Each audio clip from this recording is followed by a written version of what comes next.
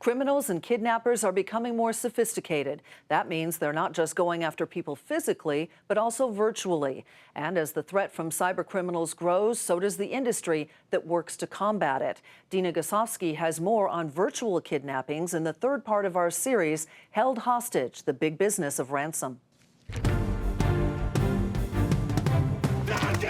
The words kidnapping and hostage bring images like these to mind.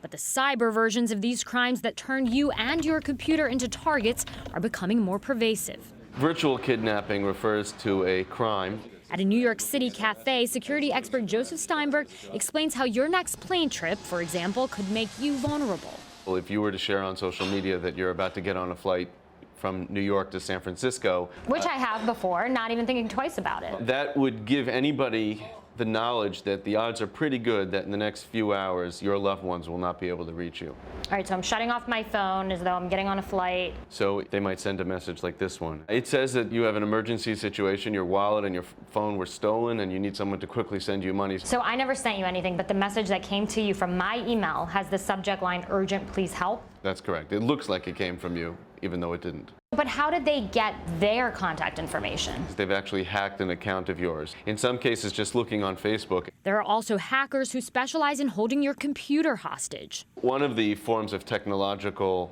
kidnapping is to kidnap your data, or what we call ransomware. And these are pieces of malware that get onto people's computers, they infect the computers, and they encrypt your pictures, your data, your movies, everything. And unless you pay the criminal a certain amount of money, the criminal will delete your files.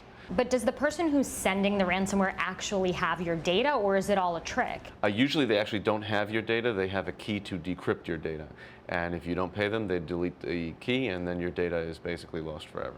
So they ask you what for your credit card number? Often it's using Bitcoin. But if you don't know anything about Bitcoin, they give you a tutorial. They give you instructions, okay. How nice of them. In fact, according to McAfee Labs, ransomware nearly doubled in the first quarter of this year, with criminal enterprises making anywhere from about $8,000 to $10,000 per month in profits as kidnapping, ransom, and extortion become more high-tech.